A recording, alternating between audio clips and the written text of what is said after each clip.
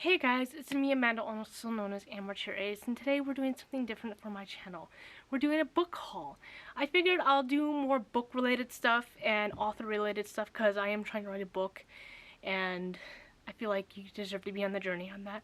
I usually talk about that stuff in my vlogs and I figured I'll implicate it a little bit more in my channel, but not all the time. It'd be rare in between takes and everything, in between videos. If you hear noises in the background, my dog is in the bedroom with me right now while I'm filming because he keeps whining while he's outside of it, and I don't want to catch that on camera, so he might be a little bit loud. Now let's get to the books. We have 10 books here, 3 of which I got from the books, or the, I don't know what kind of store you'd call it. It's called Ollies, Ollies. And I got 3 of them from there. The first one is Royals by Rachel Hawkings. I already have bookmarks in it because I already started reading it. Most of these have bookmarks in them because I already started reading them. This was actually on my wish list on Amazon. And I found it at Ollie's by surprise. I was not expecting that whatsoever. And I purchased it. It only costed like $1.99. Meet Daisy Winters. She's an offbeat 16-year-old Floridian with a mermaid red hair, a part-time job at the bootleg Walmart, and a perfect older sister who's engaged to the Crown Prince of Scotland. Daisy has no desire to live in the spotlight, but relentless tabloid attention forces her to join Ellie at the relative seclusion of the castle across the pond. That's all I'm going to read to you because I don't want to spoil anything. I mean, there's a second part to it too, but I don't want to make this video way too long, so I'm going to only read like the first paragraph to kind of give you an idea, a taste of what the books are about. Next is Bad Moms by Nora Mc. Sorry if I pronounced that wrong.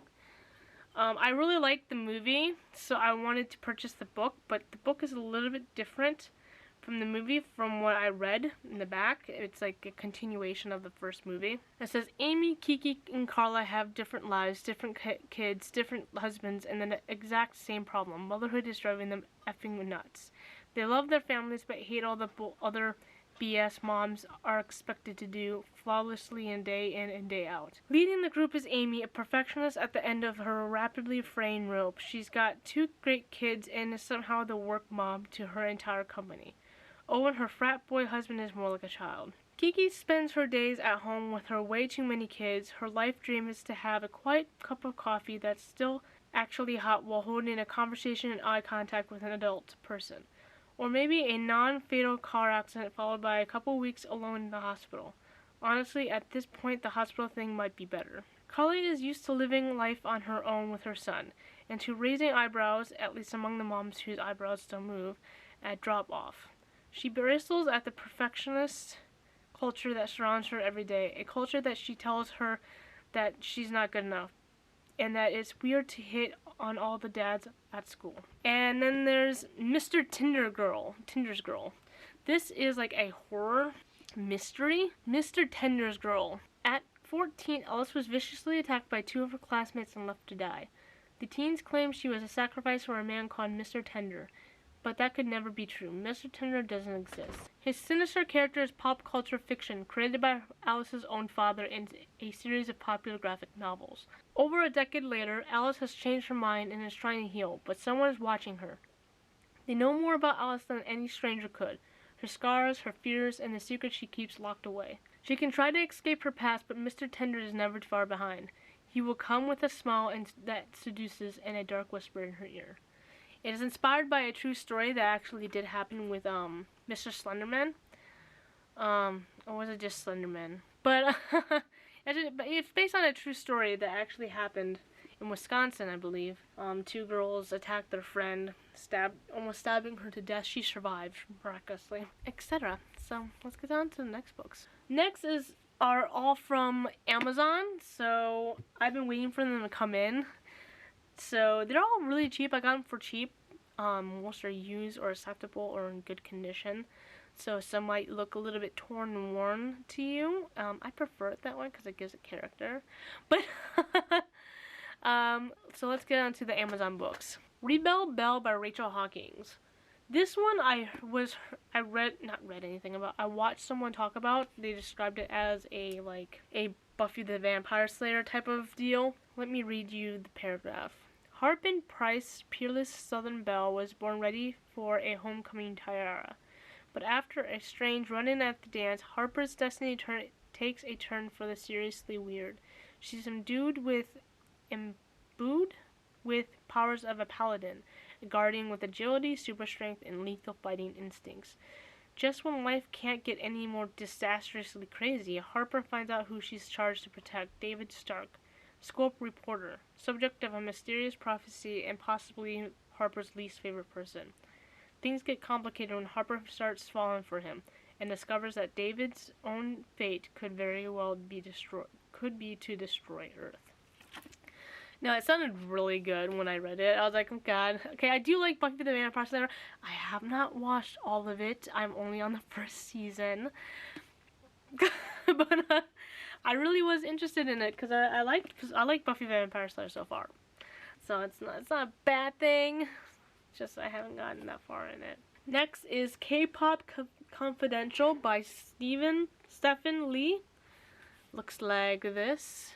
Looks like new. I like K-pop related books and K-drama related books because I like to watch K-dramas. Candace Park knows a lot about playing a role. For most of her life, she's been playing the role of a perfect Korean American daughter. But she has a talent that's been keeping her from the world. She can sing. Like really sing. And when she's chosen from thousands to train for a spot in the biggest K-pop label's first ever girl group, she'll have her chance to show the world. Another one people are probably going to be familiar with because it's on Netflix and there's a show about it. And it's Orange is the New Black by Piper Kerman. I think that's how I pronounce her last name. This is just something that came in the book. It's not my bookmark. I'm not that far into it. But if you know about Orange is the New Black, you basically know what it's about. So it's a long paragraph, so I'll read a little bit about it. With a career, a boyfriend, and a loving family, Piper Kerman barely resembles the reckless young woman who delivered a suitcase of drug money 10 years before. But that past has caught up with her. Convicted and sentenced to 15 months at an infamous federal correctional facility in Denbar, Connecticut, the well-heeled Smith College alumna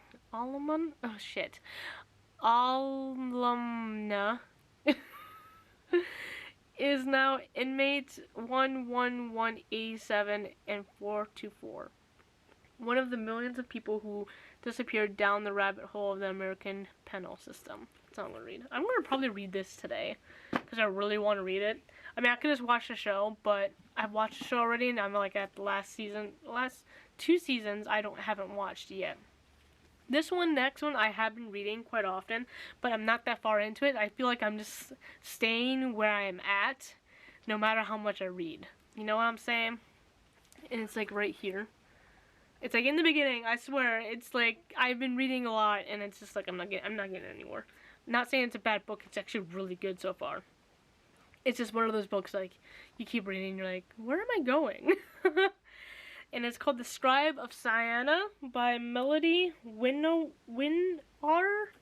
Again, I'm sorry if I pronounced your name wrong. Not like you're gonna actually watch this, but New York's present day, in the wake of her brother's untimely death, Beatrice is surprised to learn that she's inherited not only his historical house in picturesque Siena, but also his research into the secret history of this Tuscan city he once called home. In his notes, she stumbles upon the journal of a 14th century fresco artist in whose paintings she discovers that impossible image of her own face. The mystery he left behind draws her from the safety of her century to a Siena on the eve of the plague's arrival. This reminds me of, or at least when I was looking up books similar to this, it was described similar to Outlander. It even says right here, readers of Diana Gabaldon's Outlander and Tracy Silver's Girl with a Pearl Earring will be swept away by the spell of medieval Siena. So it is similar to Outlander. I love Outlander. I have Outlander up here. I'm on the second book. It takes forever to read those books, but I have most of them. I'm just on the second one. So I'm working on it, I swear. And the next 3 books are Peter Pan Retellings. I actually already talked about these in my Peter Pan Retelling video, but that'll probably be up after this video, so I'm going to tell you a little bit about these books anyhow, so you guys know what I purchased.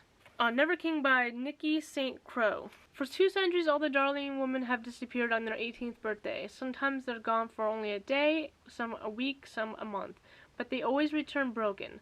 Now, on the afternoon of my 18th birthday, my mother is running around the house making sure all the windows are barred and the doors locked. But it's pointless. Because when night falls, he comes for me. And this time, the Never King and the Lost Boys aren't willing to let me go. It is an adult book. First page mentions sexual related stuff. So I would definitely advise, if you're watching this book haul and you want to check out some Peter Pan retellings or some books that I'm reading or something like that, this is for adults. I advise adults only to read this book because there's a lot of sexual activity in it and it's graphic. So I would advise being careful when reading this book if you're not interested in it or if it's a sensitive topic, etc., etc. I'm pretty far in it. Next is Lost in the Neverwoods by Aiden Thomas. It's been 5 years since Wendy and her 2 brothers vanished into the woods near the small coastal town of Astoria, Oregon. Wendy returned with no memory of where she had been or what had happened to her. Her brothers did not. So it sounds good. I'm excited to read it, but I'm going to read the Never King first because I already started it. Next is The Lost Boy. The True Story of Captain Hook by Christina Henry. There is one version of my story that everyone knows, and then there is the truth. This is how it happened, how I went from Peter Pan's first and favorite lost boy to his greatest enemy. Peter brought me to his island because there were no rules and no grumps to make us mind. He brought boys from the other place to join in the fun, but Peter's idea of fun is sharper than a pirate's sword because it's never been all fun and games on the island. Our neighbors are pirates and monsters. Our toys are knife and stick and rock and the kinds of playthings that bite. Peter promised we would all be young and happy forever. Peter lies. So, another one that I heard was really good. There's one more book that I purchased that has not arrived, and I honestly don't think it's going to arrive, so I'm probably going to get a refund on it. But I'll tell you a little bit about it anyhow, so you guys can know about another one that I've been probably going to read in the future soon. This is another Peter Pan retelling. I heard that's really good. I'll put it right here if I can find a picture of it. It's called Tiger Lily.